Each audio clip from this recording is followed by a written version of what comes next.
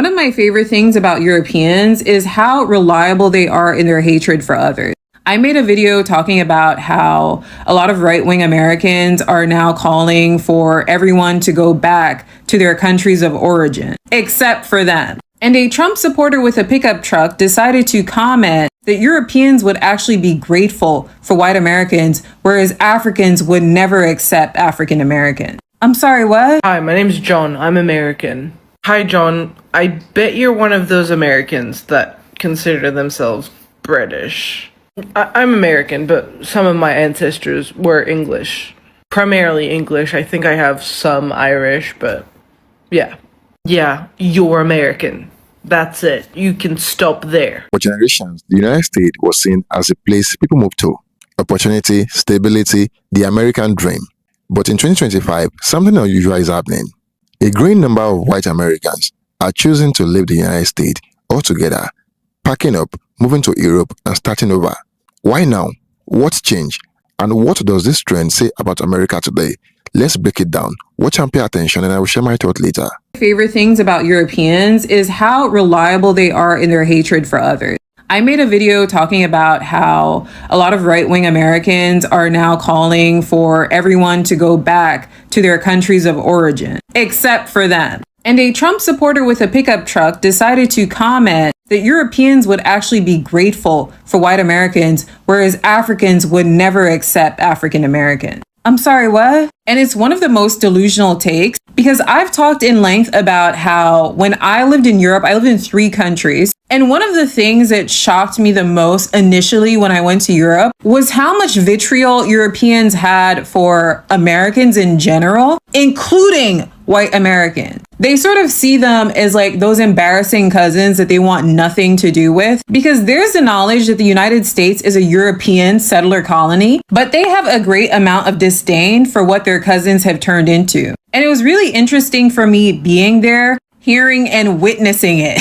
Like, Europeans absolutely go in about how they think Americans are stupid. They're trashy, they're classless. They absolutely have no respect for certain elements of American culture and 100% believe that Americans are beneath them. Let's not lie now. And let's just say realistically this move did happen. That white Americans were accepted to go to Europe, replace all the immigrants that are there. Do you think they would be welcomed with open arms? They wouldn't. Because ask any American who has immigrated to Europe already. One of the most reoccurring posts in any expat group or Americans in Europe group I was ever in were American people having negative experiences with Europeans, couldn't find friends. If they didn't have money, they would struggle in finding a job. One of the biggest problems being their inability to speak the language of the country that they moved to. And the fact of the matter is that it doesn't matter if they're white or black. In fact, I think that I had an easier time making friends in Europe than many white American people that I know.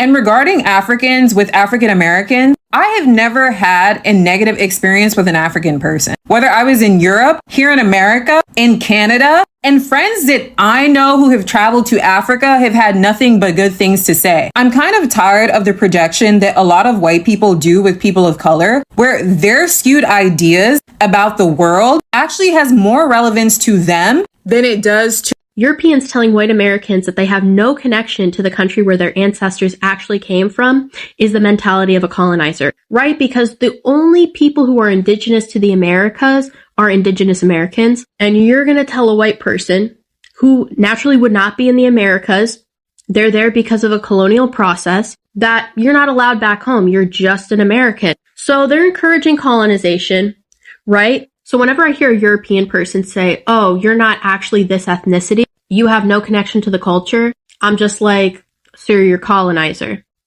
And I care what a colonizer thinks. This might get me in a little trouble, but am I the only one that thinks there's a difference between American white women and like European white women or women from other countries? Because someone commented on I was on a retreat with a bunch of different European women last week, and someone commented on it and they were like, Tan, don't ever trust white women. They're never your friend. I'm not coming for her because like I feel like she was saying that out of her own experiences, like genuinely just trying to warn me. Am I the only person that feels like when someone says white woman, I think American, like United States of America, redneck white woman? To me, those don't exist in my like day to day. Like in my head, those are NPCs. In my head, those are the people I see at the supermarket, like with their kids or whatever, or at the mall. But like, I don't see them as real people, because say white woman to me, I think Trump with blonde, with a wig, honest. I feel like there's a drastic difference between US white women and European white women, or Middle Eastern white women. Because you guys kind of like, I feel like people see a certain skin tone, automatically they think white, and I get why when they think white, they think the worst things ever, because please look at what's going on in the United States. Like personally, I don't think great things when I hear white women either. European white women, like, they're seasoned. They have culture, they have taste, they have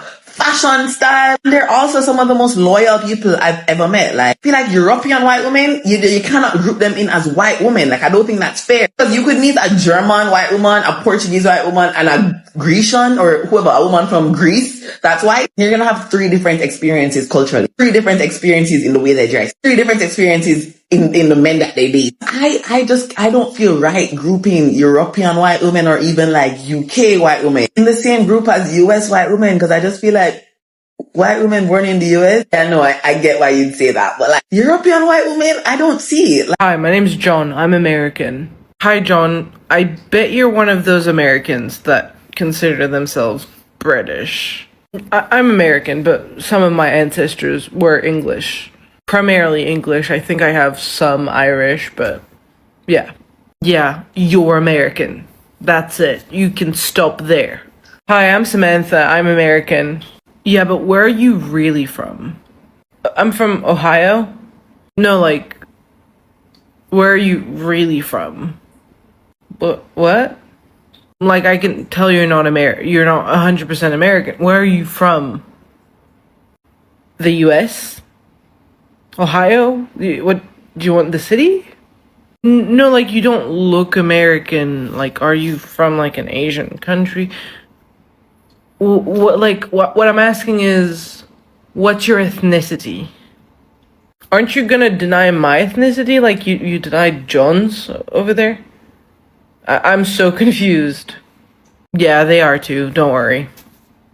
Europeans are also losing their culture. And the funny thing is, a lot of these right-wing parties will tell them it's due to the inclusion of immigrants in their country, when actually their cultural erasure is wholly due to its embrace of capitalism. When people talk about American culture overtaking the world, they're more so referencing American values over culture, particularly this brand of hyper-individualism and consumerism. Whenever we talk about cultures being Americanized, this is what we're talking about. And a lot of people cannot connect the fact that them constantly working, not socializing or interacting with their neighbors or family or friends as often as they did prior, doing business in their second or third language, constantly being tired, and overconsuming are all elements that really make it difficult for people to sustain their cultural identities. In a capitalistic system, time is the ultimate commodity. But culture is not something that you can buy. It is something that you experience.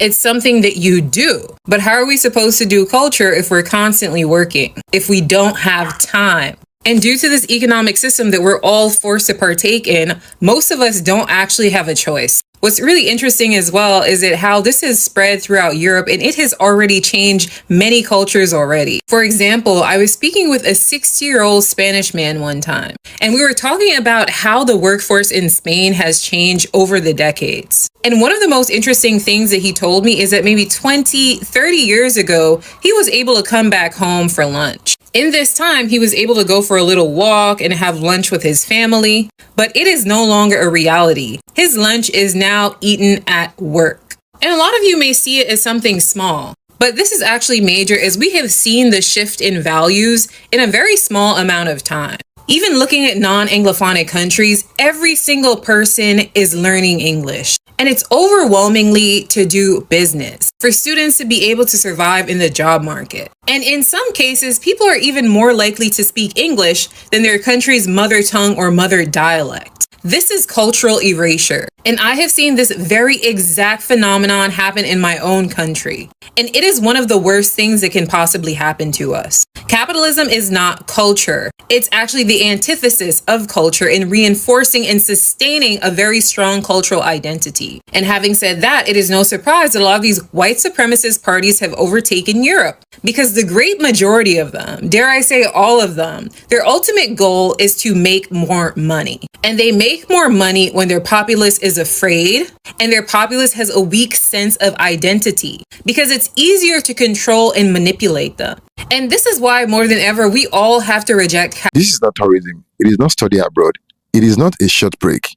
Many Americans are applying for long-term visas, using ancestry or digital nomad pathways, buying property, enrolling their children in European schools. This is a deliberate exit, not an experiment. And while Americans of all backgrounds are relocating, this trend is especially noticeable among middle-class and professional white Americans. One major reason is remote work. In 2025, millions of Americans no longer need to live near offices, headquarters, major US cities. If your income is earned online, the question becomes simple. Why stay in a country with high cost and constant stress?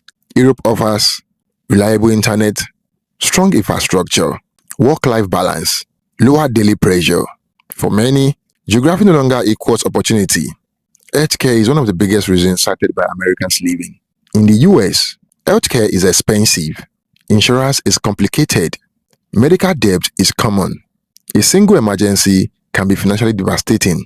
In many European countries, healthcare is universal, costs are predictable, access is treated as a right, not a privilege. For families, retirees, and freelancers, this difference alone can justify the move. Another major factor is lifestyle. Many Americans are realizing that high income does not equal high quality of life. Long work hours do not guarantee security. Stress is normalized in American culture. In parts of Europe, people report shorter work weeks, strong labor protections, paid parental leave, workable cities, slower pace of life. For some Americans, especially those raised to believe hard work should lead to stability, Europe feels more humane. Safety is another growing concern. In the US, people worry about gun violence, political polarization, mass shootings, rising crime anxiety, social tension. Many European countries have stricter gun laws, lower rate of violent crime, stronger social safety nets. Parents in particular are asking, where do I feel safer raising my children? For some white Americans, this move is deeply emotional. The degree of believing the system will work for them. Stability was guaranteed. The middle class was protected. But in 2025, many feel emotionally insecure, politically unheard, socially exhausted. Leaving the US becomes less about escape and more about recalibration. Europe offers something many Americans feel they have lost: predictability.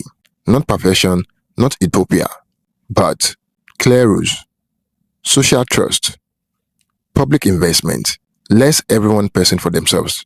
Countries often mentioned include Portugal, Spain, Germany, France, the Netherlands, and part of Eastern Europe, each for different reasons. Most Americans living do not hate the US. This movement is not about abandoning identity. It is about choosing stability over stress. Thank you for watching, guys. Don't forget to like this video and share your thoughts in the comment box below.